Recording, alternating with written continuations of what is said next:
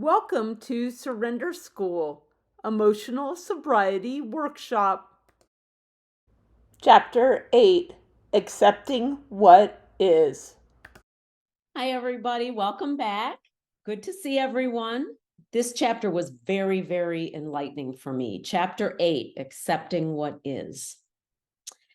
On page 146, Dr. Berger says, sometimes sobriety is about not drinking when it makes more sense to pick up a drink. When horrible things happen, it makes sense to ask ourselves, what's the point of abstinence? How could I possibly live in a world where X, Y, and Z is happening? Dr. Berger says it comes down to acceptance. Page 148, he tells us that there are two types of acceptance. First, acceptance of the world as it is, and second, acceptance of who we are as individuals. He says much of our work in recovery and emotional sobriety is about acceptance of the world as it is, life on life's terms. We must let go of our crazy-making desire to control people, places, situations, and our bodies. Page 149, but Dr. Berger also believes that self-acceptance is the foundation for a solid recovery. It is about understanding our strengths and weaknesses and acting in accordance with both. I call this setting myself up for success, not expecting myself to do things that I know I'm not capable of doing.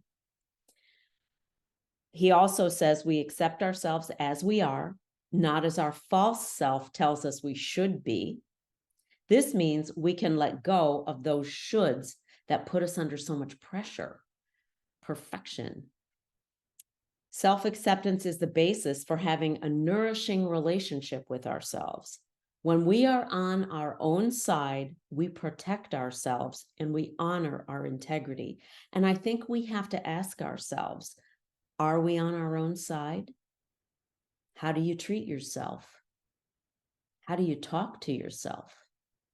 Though the answers to those questions can give you a real feeling of whether or not you are on your own side, or whether you are blaming yourself for your disease and how your disease manifests in you and in your body.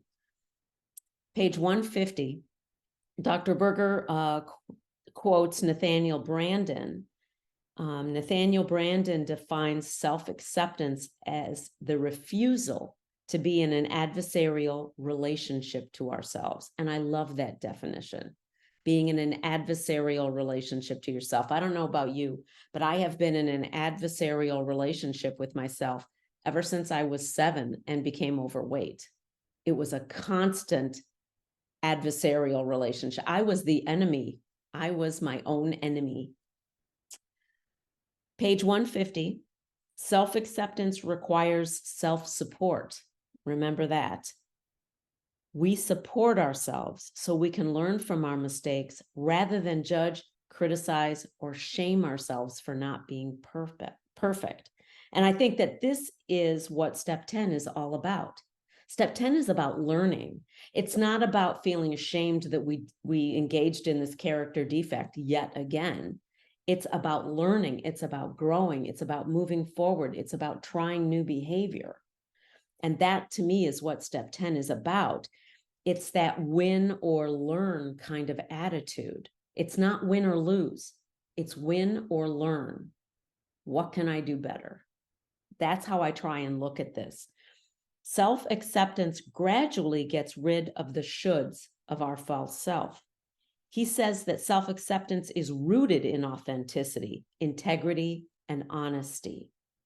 He describes self-acceptance as a calibrating mechanism that brings us back into alignment with who we really are, with our true selves. Page 151, Dr. Berger says that self-acceptance is born at the moment we truly admit that we are powerless and that our lives have become unmanageable. This is when we begin to embrace who we truly are.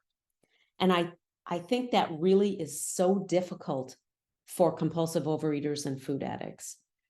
to actually truly admit our powerlessness, because our culture, every diet club we've ever joined, every diet book we've ever read, all tells us that if we just worked at it hard enough, if we just exerted some willpower, if we just controlled our food, if we just put down our fork, then we would lose weight and be fine, right?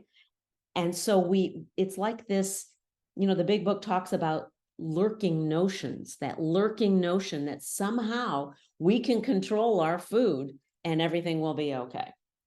And truly admitting powerlessness is the bottom line to be able to recover in this program. And I know that's true for all the other programs, but as long as you think that you're in charge of controlling your food, you're not going to be able to recover in this program, because that is the basis of our disease, is that we can't control it.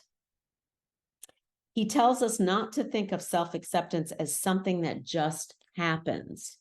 It is something we do.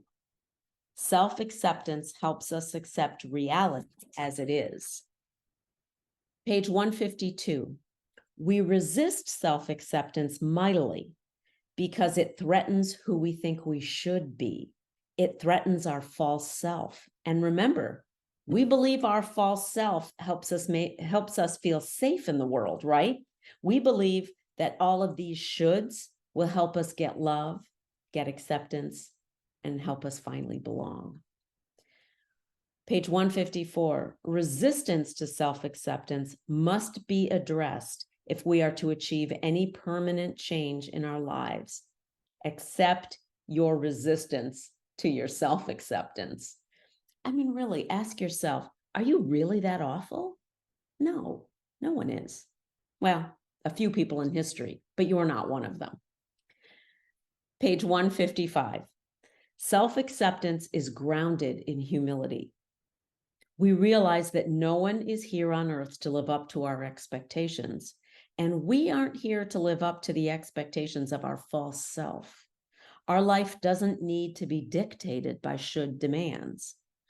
On page 156, Dr. Berger says, there is a natural link between self-acceptance and learning to accept the world as it is, because the world will never meet our expectations.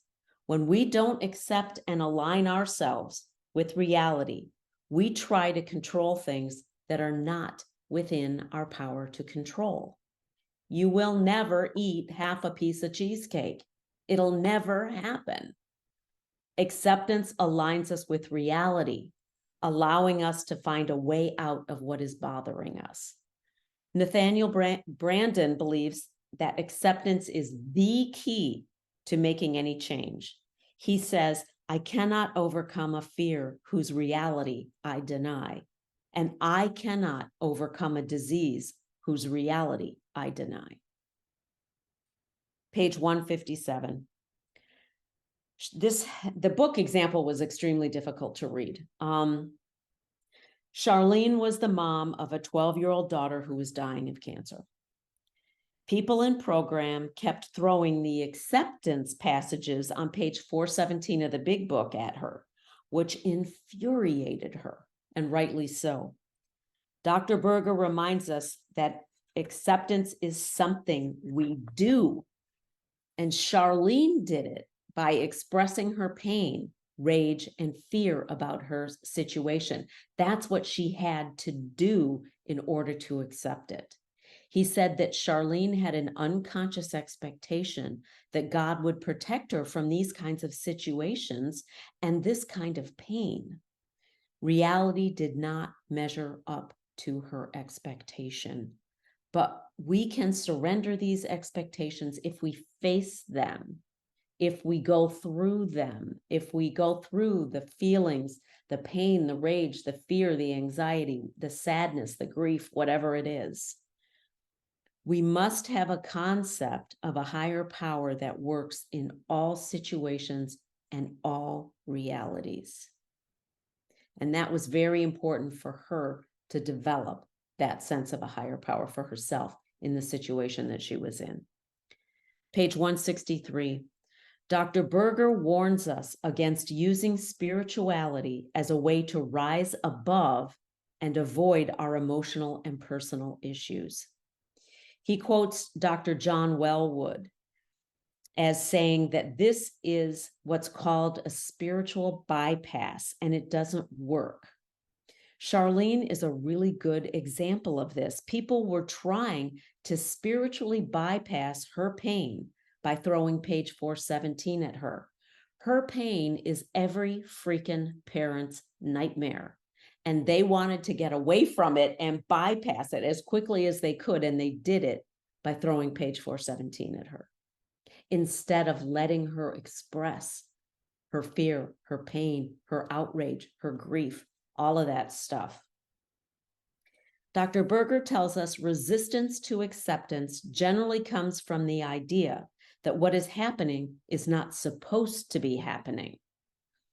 This should not be happening to me or those I love. This happens to other people, not me. This is a very powerful should. And you can see it operate in your life, everything from the seriousness of Charlene's situation with a child dying of cancer, down to the fact that you got a flat tire on the way to work, and that should not be happening to you. Okay? It's that should not. This isn't supposed to be happening that really prevents us from accepting what is happening and then moving forward and into solution of what's happening. He says that every human seems to have a built-in expectation of fairness. What is fair? Watch 2 5-year-olds cut a cookie in half and see the concept of fairness in full display. Okay, we all have this sense of fairness. And on a fundamental level, we are all terrified of the fact that life is unfair. That is very powerful. Dr. Berger explains that when we achieve acceptance, we unleash an incredible force within us known as self-actualization. It drives us to reach our full potential. It drives us to work for and achieve solutions to our problems. Page 165. Among the few things that we can control are our expectations. That's that E word again. Our shoulds, right? When we recognize and surrender them, we clear the way for acceptance and emotional sobriety. That's all I've got today. This was a great chapter. I'll wait for Joy to stop. See you next week.